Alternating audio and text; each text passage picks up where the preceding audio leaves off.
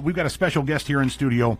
Ambassador Nikki Haley is visiting Denison for Pizza and Politics at Bella Sera, and she's going to be meeting with folks who are interested. And this event is put on by Crawford County Republican Women. U.S. Senator Joni Ernst and Congressman Randy Feenstra represents the 4th Congressional District here in Iowa. They are here at Bella Sera in Denison. And first of all, Ambassador, thanks for being here. We appreciate it. Thanks so much. It's great to be with you. Of course. Obviously, running for president, one of the first to announce getting out here across the state early. It's kind of good to get your name out there. You know, I'm a decisive person. I didn't need to wait. I didn't care who else was getting in. I didn't care any other factors. I think, we've got a country to save. And my goal is we've got to stop this socialism creep. We've got to stop the defeatism. And I'm a problem solver. I'm a 2-term governor that took a double-digit unemployment state and turned it into an economic powerhouse. I was an ambassador that didn't deal with one country but 193, and I took the kick me sign off of our back at the United Nations. Now it's time for us to get to work for America. You kind of answered my next question, obviously, as an ambassador to the UN and, of course, as a governor and a legislator at the state level in the Palmetto State. How have those skills and insights that you gained there helped you and potentially helped you become a governor on a much larger scale as a president? I mean, look, I think a president needs to have executive experience, and that means, one, knowing how to manage agencies, but getting them to work for the people, not the other way around. Also, being able to work with the legislature. You've got to end up having the legislature actually get things done. And then you look at the UN. We're going to be dealing with foreign policy issues for the next 2 decades. We need someone who's not new to foreign policy, someone that knows what it's like to stand up to dictators and to get things done. And America's at a crossroads right now. We've got to make sure we get this right. This next election is going to be crucial. And from what I understand, you've often emphasized cutting taxes, deregulation. How would you approach these issues as president? I think, first of all, we've got to look at we're $31 trillion in debt. We're borrowing money just to make our interest payments. And as much as everybody would like to blame Biden on that, we've got to look at the fact our Republicans did that to us, too. They passed a $2.2 trillion COVID stimulus plan with no accountability that now leaves us with 90 million Americans on Medicaid, 42 million Americans on food stamps. And what do Republicans do? They double down on earmarks, open back up earmarks for the first time in 10 years, passing 7,000 of them in December, including 7.5 million on horse racing in Arizona, 30 million on an honors college in Vermont, 10 million on a courthouse in Colorado.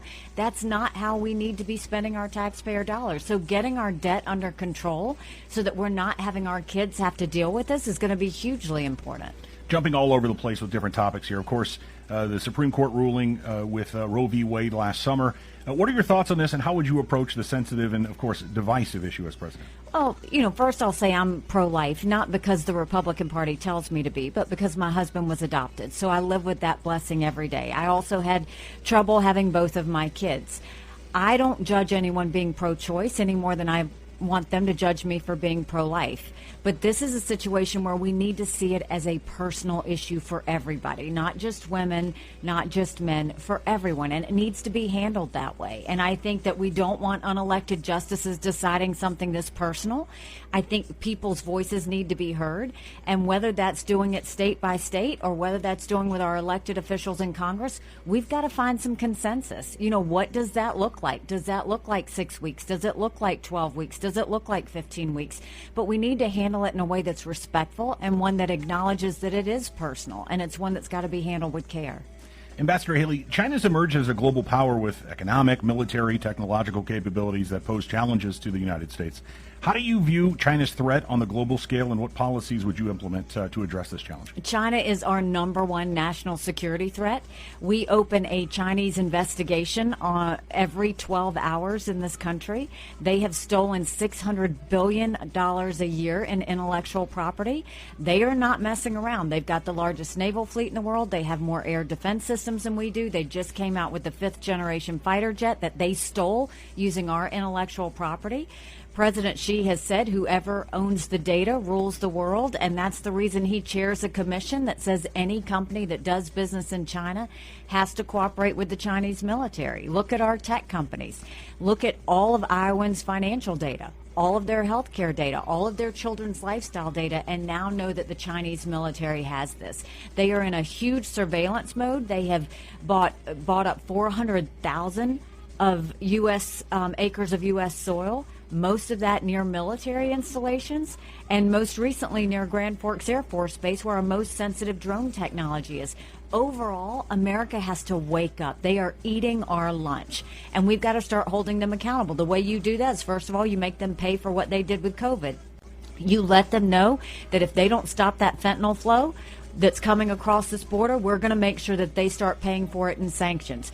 We go and make sure that every international organization that is having China run it, we no longer are a part of it. We no longer fund labs. We build up our military, because a strong military doesn't start wars. A strong military prevents wars, and we make sure that China knows they're on us. But mainly we look at it from a national security lens.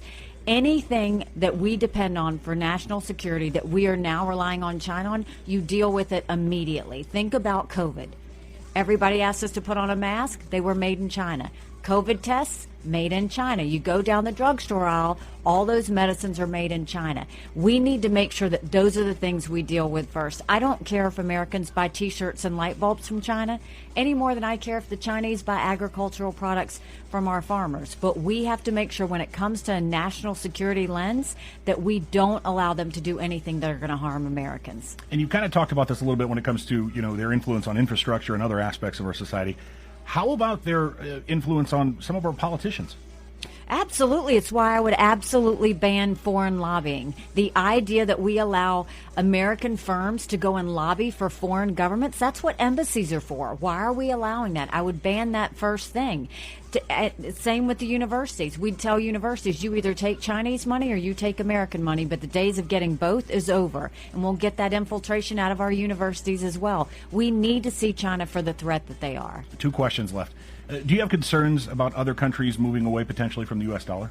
Of course. I mean, that's a national security threat for us. I mean, the one thing that has given us dominance in the world is the fact that we've had a strong dollar, and that's what other countries use. The idea that China's trying to pull everyone away from that, the idea that the Arab countries are now starting to look at that, that's a wake-up call for America. That's a wake-up call for Biden, but he's been asleep, and I don't think he's going to feel it anytime soon. Final question for you, Ambassador. The culture wars in America have led to deep divides among different segments of our society.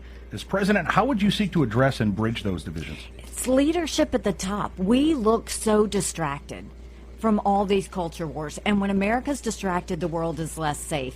We need to go back to what really matters: faith, family, and country.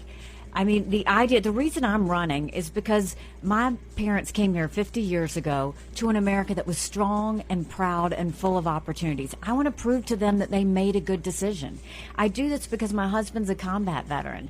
I want to make sure he and his military brothers and sisters understand we do appreciate their sacrifice. We do value our freedoms and love our country. I do this for my daughter. She's getting married on Saturday, and I see how hard it is for her and her fiancé to own a home. And I do it for my son because I know he's in college and he's writing papers of things he doesn't believe in just to get an A. That's not us. That's not America. For the first time in history, 78% of Americans said that they don't think their kids will live as good of a life as they did. That's not okay. That's why I hope your listeners will go to NikkiHaley.com. This is a movement. It's time for a new generation of leadership. It's time to elect someone that can win a general, and it's time to turn the ship and make this right. Ambassador Nikki Haley, thanks so much for coming into KDSN. Thanks so much for having me.